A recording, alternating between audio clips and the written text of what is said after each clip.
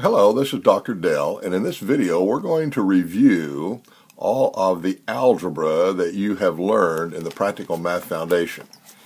Now, as you'll recall, this was the table of contents in the notebook that you utilized, and there were about 30-some pages with exercises and notes and so forth to go along with the videos that you learned.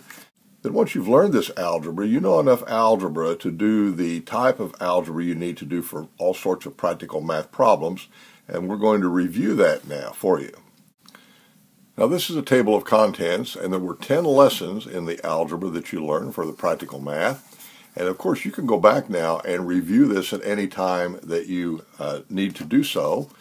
And this video is simply a review to facilitate that, and of course there's a whole bunch of problems that you go along with this so that you can practice, because as you know, practice is what you need to do lots of, and you need repetition and over time. So you can come back and review this video anytime you think you need to refresh your memory or recall some of the things you learned in algebra. Now, the first thing you ought to do is reread the Introduction to Algebra. This is where we've explained to you in this lesson on just what algebra is all about, what the variable x is all about, what it means to solve an equation, why you even want to do it, and so forth. And so you need to read this page and you need to watch the video again if you've forgotten what algebra is all about.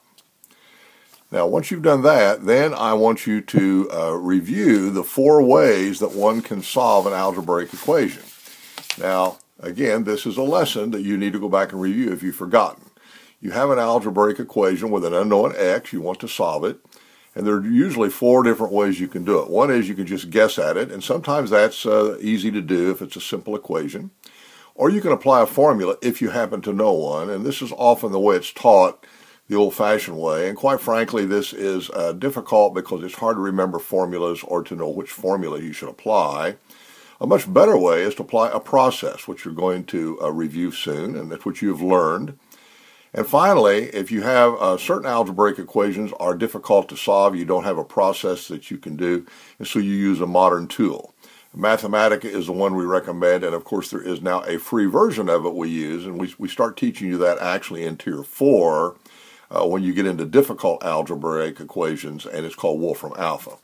And of course what we've taught you to do now for these simple algebra problems, which you run into all the time in practical math, is to apply a process. Now in Lesson 2, we reviewed what I call the rule of algebra, and this is where you learn how to apply the processes you're going to do. And you need to review this and watch this video again and really remember, you have an equation that has a left side and a right side, and the rule of algebra is that you can do the same thing to both sides of the equation and you get a new valid equation. And if you do that in a sequence of operations, you'll end up then with the answer. So for example, you can take the left side and add a number to it. Add the same number to the right side, you've got a new equation. Or you can subtract the same number from both sides. Or you can multiply both sides by the same number. Or you can invert both sides, flip them upside down, and I flip it. 1 over the left side equals 1 over the right side. Or you can square both sides, or take the square root of both sides, or take a trig function of both sides. Any legitimate math operation. So be sure to review this lesson and remember exactly now this rule of algebra. This is the key to all these processes that we've taught you and that you've learned and that you are using, and now you're reviewing them. Okay, in Lesson 3, we looked at how to solve a problem with an unknown x plus a known number a equals a known number b. Here's an example. X plus 3.5 equals 8.2. Pause the video and do this problem. Well, you want to get x isolated, so the process that you can apply here is to subtract 3.5 from both sides, and then this 3.5 minus 3.5 is 0, so this just becomes x, and then you've got equal 8.2 minus 3.5, and then I took my calculator and plugged that in and found 4.7 was the answer. Okay, I want you to solve this one now. X minus 9.6 equals minus 2.7. Pause the video and solve it. What you learn to do is you want to get this minus 9.6 to the other side, so you add 9.6 to both sides. And another way we say it is you transpose it. Move it to the other side and change the sign. That's called transposition. And then you get minus 2.7 plus 9.6, and then you take your calculator and get the final answer.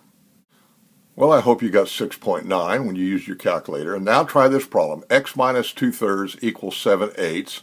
And use the fraction key on your calculator to get the answer. Now, if this wasn't really easy, you need to go back and review the algebra lesson and maybe even the calculator lesson. You transpose the 2/3, so you get x is 7/8 plus 2/3. Using the fraction key, that's 1 13/24, or you can convert it to an improper fraction, it's 37/24, or you can convert it to decimals, 1.54. All of this, of course, you learned back in the use of the calculator, and so this should be very easy for you. Okay, I'm going to speed things up a little now. Lesson 4, you learned if you have ax equals b, how to solve that. If you don't remember that, go back and review the lesson, watch the video, do the exercises, and of course now do the supplemental exercises. You should be able to do this one then very easily. 5.4x equals 17.8. Okay, now what you learned in this lesson was that to do the same thing, to solve this equation, to do the same thing to both sides, you divide both sides by 5.4 because it'll cancel over here. Then you get 17.8 divided by 5.4 over here. Plug it in your calculator, you get 3.3. Now, if this was a negative 17.8, then the answer would be negative 3.3. In other words, you've learned how to handle negative numbers as well. Here's one with fractions. Pause the video and do this one and solve this using, of course, the fraction key on your calculator. It should take you less than 30 seconds to do this problem. Well, what you do to both sides of the equation is divide both sides by 1 3/4. This will disappear here. Now you get 2 2/3 divided by 1 3/4. The calculator makes it very easy. Plug this in the fraction key in your TI-30XA. You get 1 11/21, or 32/21, or 1.52.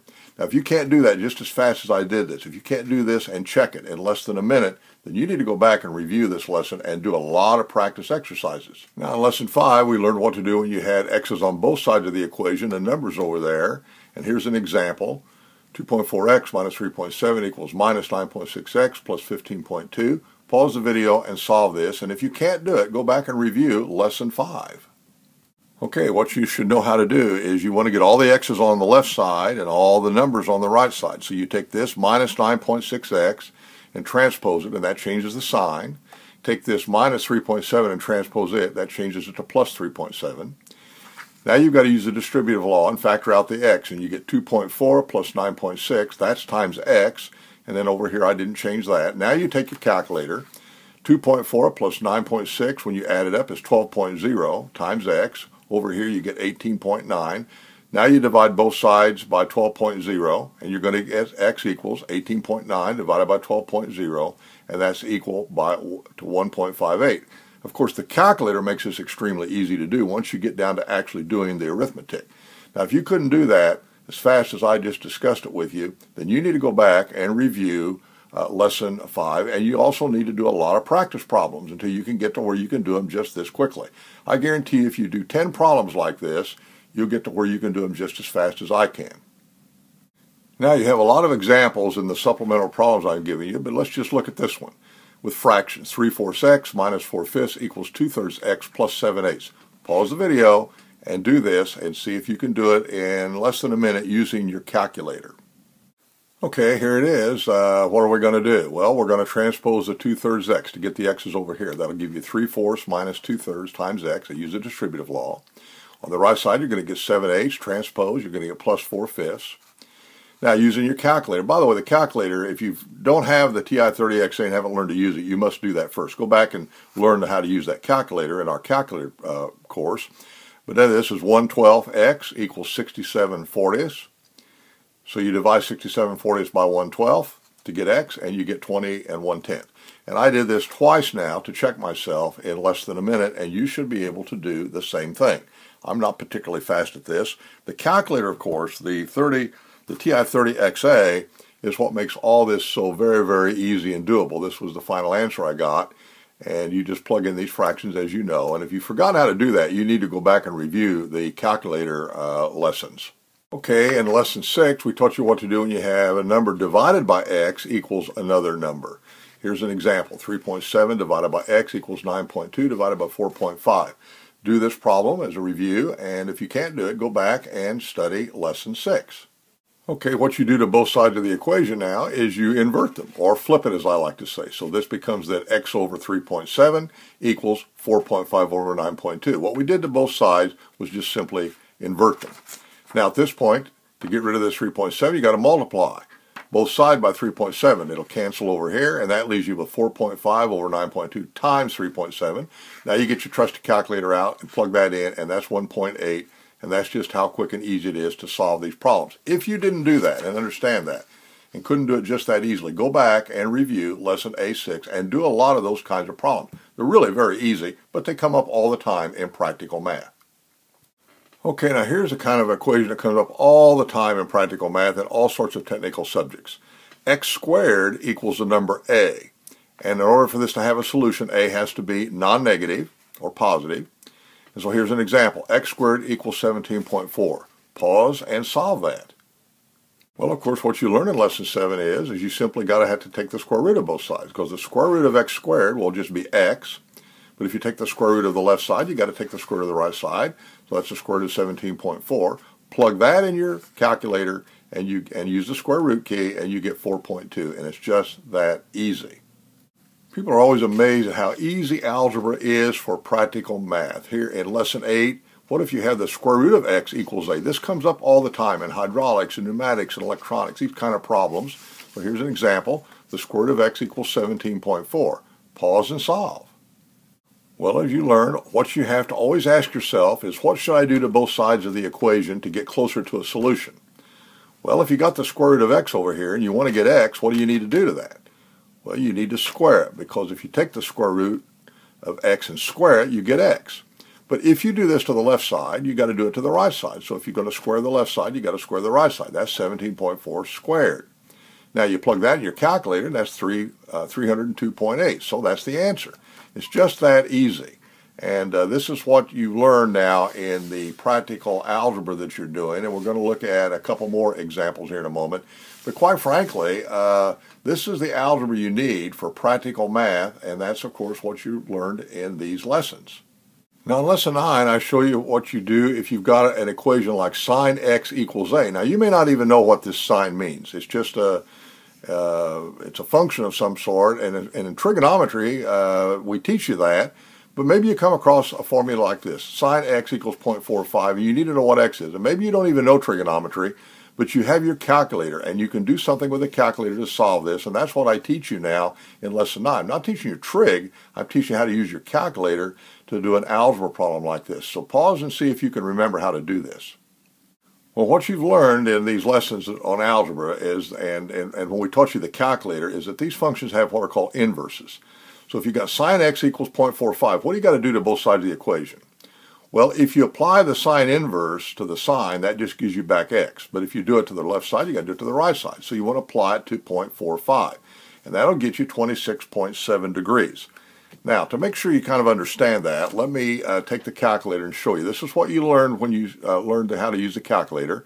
Here's the sin function. You don't even have to know what that means. We teach you that in trig later, but you don't have to know if you get this formula. Now, if you hit second sine, that is the sine inverse. That's what it is right up above the sine key.